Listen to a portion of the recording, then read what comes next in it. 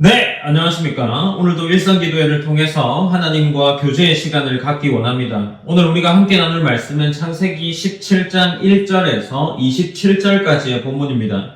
어제 창세기 16장 말씀을 통해서 사례의 부림과 기다림 속에서 인간은 자기 방법으로 약속을 이루려고 시도한 것을 살펴보았죠. 그 결과로서 갈등이 생겼고 상처가 생겨났습니다.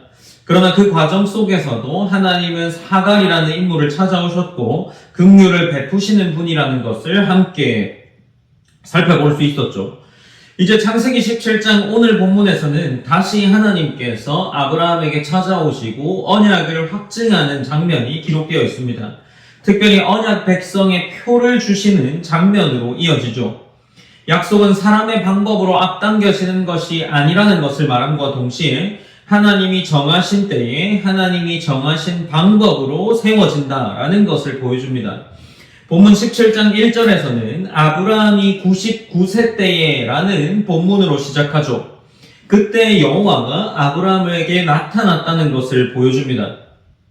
여기서 중요한 것은 시간적인 99세라는 기록이죠.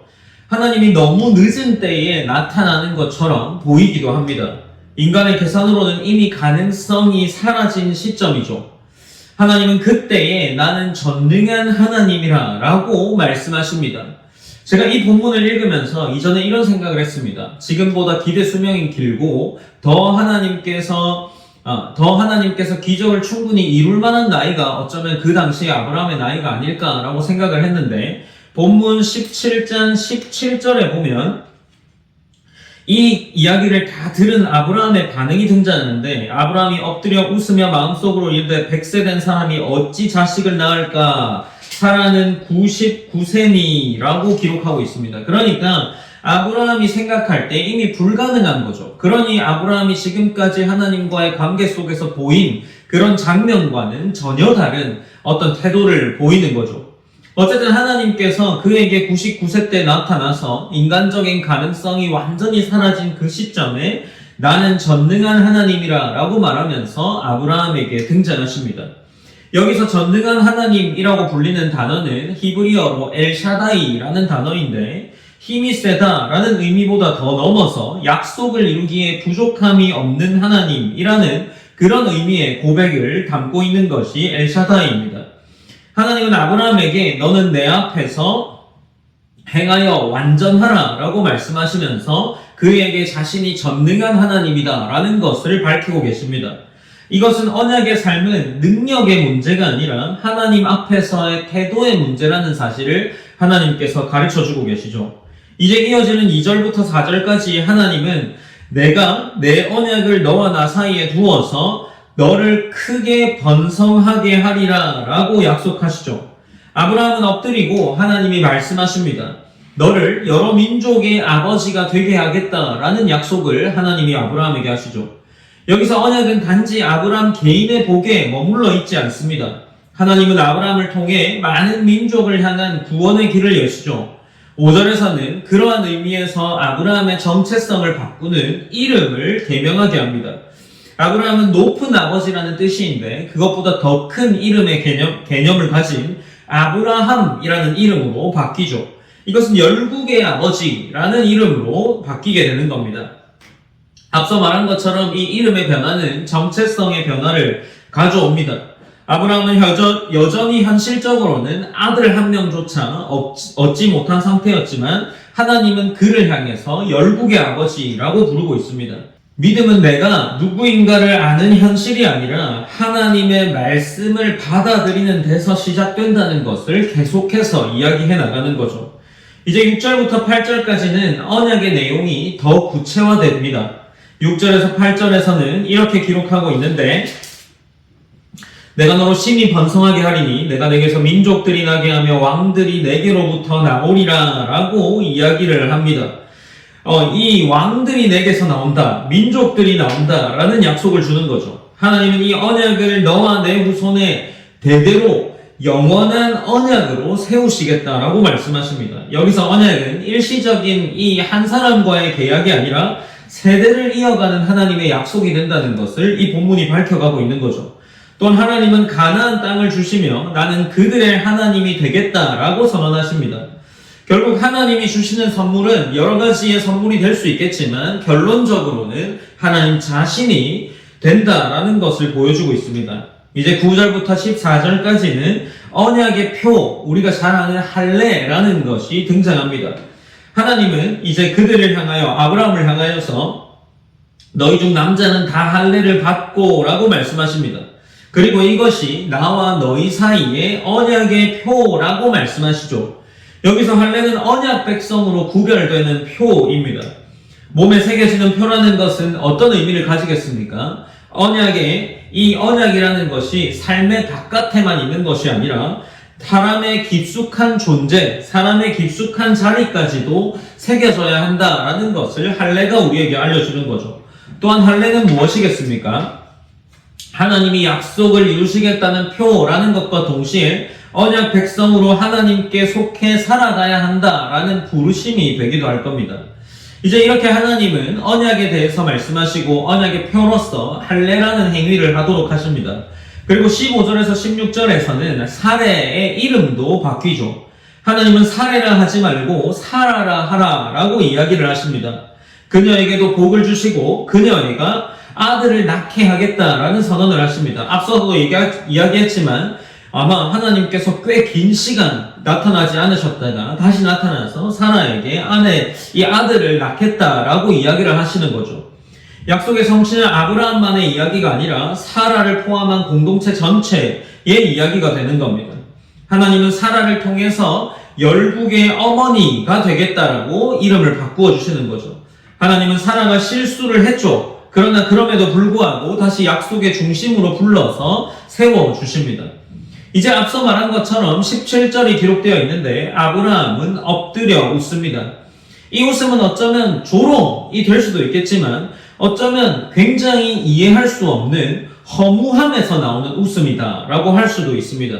내가 100세에 어찌 자식을 낳을까? 라고 반문하고 사라가 90세에 어찌 출산을 하리요? 라는 그러한 이야기를 지금 아브라함이 하고 있는 거죠. 이제 자기 현실이 너무나도 분명하게 능력이 없는 것이 드러났는데 웃을 수밖에 없게 되는 겁니다. 그런데 하나님은 그 웃음을 문제 삼기보다 약속을 더 분명하게 하고 계시죠. 이제 본문 19절에서는 이렇게 기록하고 있는데 하나님이 이르시되 아니라 내 아내 사라가 내게 아들을 낳으리니 너는 그 이름을 이삭이라 하라. 내가 그와 내 언약을 세우리니 그의 후손에게 영원한 언약이 되리라 라고 이야기를 하십니다. 그러니까 하나님은 이제 웃고 있는 아브라함에게 다시 나타나서 계속해서 이야기하는 것은 내가 너에게 이삭이라는 아들을 낳게 할 거다. 아들을 낳을 거니까 이삭이라는 이름을 주어줘라 라고 합니다. 그런데 이 이삭이라는 이름의 의미가 웃음과 연결됩니다. 결국 하나님은 이 인간의 한계, 어쩌면 허무함이나 어이없음에 대한 이 웃음을 언약이라는 이름에 나타나는 그 언약 속에 나타나는 웃음으로 바꾸어 버리시겠다라는 것을 이야기하는 것이기도 합니다. 이제 20절에서 22절 이어지는 이 본문에서는 하나님이 이스마엘이라는 사람에 대한 응답도 이야기합니다. 아브라함이 이스마엘이나 하나님 앞에 살기를 원하나이다 라고 이야기하니까 하나님은 이스마엘 또한 복을 받고 크게 번성할 것이다 라고 말씀하시죠. 그러나 언약의 계승은 이삭을 통해 이루어질 것이다 라고 분명하게 선을 그어 주십니다. 여기서 우리는 하나님의 긍휼과 주권을 동시에 발견하게 되는 거죠. 하나님은 약속과 언약을 이루어주고 성취함과 동시에 그로 인해 상처받았던 이스마엘이라는 인물의 이 긍휼을 베풀어 주십니다. 언약의 길은 하나님이 정하신 방식으로 이루어진다는 것이 계속해서 보여지고 있는 거죠. 마지막 23절부터 27절까지는 아브라함은 하나님의 말씀을 듣고 즉시 순종하는 모습을 보입니다. 오늘 본문 23절에서는 이 아브라함이 하나님이 자기에게 말씀하신 대로 이날에 그 아들 이스마엘과 집에서 태어난 모든 자와 돈으로 산 모든 자, 곧 아브라함 집사람 중에 모든 남자를 데려다가 그 포피를 베었으니 라고 기록을 하고 있습니다. 말씀을 들은 즉시 순종하는 거죠. 어쩌면 아브라함은 지금 하나님과의 대화 속에서 발견하는 것은, 우리가 발견할 수 있는 것은 하나님을 온전히 신뢰하지 못하는 듯한 느낌입니다. 그런데 아브라함은 하나님이 시키는 대로 하고 있습니다. 순종하는 거죠. 이것이 우리에게 보여주는 것이 무엇이겠습니까? 아브라함의 믿음이라는 것, 그리고 하나님과의 관계 속에 이 신뢰가 그저 고백으로 끝나지 않는다라는 겁니다. 얘 하나님 믿습니다 하고 좀 미뤄둘 수도 있었겠죠. 그러나 이 아브라함은 늙은 몸과 불가능해 보이는 그러한 약속을 들은 후에 바로 그날 움직이는 것 같아 보입니다. 믿음은 완전히 이해한 뒤에 움직이는 것이 아니라는 것을 보여주는 거죠. 결국 하나님을 신뢰하기 때문에 움직이긴 움직입니다. 이것이 아브라함이 보여주는 그가 하나님과의 관계 속에 보이는 신앙의 태도라는 거죠. 창세기 17장은 하나님이 약속을 새롭게 하는 장면이면서 동시에 사람의 정체성을 새롭게 하시는 장면입니다. 이름이 바뀌고 표가 주어집니다. 불가능을 넘어선 약속이 다시 선포되죠. 오늘 우리도 어떤 약속 앞에서 오래 기다릴 수 있습니다. 그때 기억해야 할 것은 하나님이 늦으신 것이 아니라 하나님이 가장 당신이 원하시고 당신이 이루고자 하시는 때에 이룬다라는 거죠. 하나님은 우리의 이름과 삶을 현실이 아니라 약속으로 새롭게 해나가시는 분임을 오늘 본문을 통해 깨달아야 하지 않을까 싶습니다. 우리가 오늘 본문을 통해서도 동일하게 기도하기 원합니다. 우리는 여전히 우리의 삶 속에서 내 가능성과 계산이 아니라 전능하신 하나님을 신뢰해야 합니다. 하나님의 약속을 붙들고 기다릴 수 있는 믿음이 우리 안에 있기를 기도했으면 좋겠습니다. 우리의 신앙의 삶을 돌아보면 우리 힘으로 되지 않았을 법한 것들도 이미 이루어 주셨습니다. 그것들이 아마 신앙의 경험 속에서 있으리라 생각합니다. 그렇다면 우리는 아직 이루어지지 않은 것들에 대한 고민들을 할 뿐이고 하나님이 이루어 주셨던 것들을 여전히 바라보지 못하고 있는 것이 아닐까 싶습니다.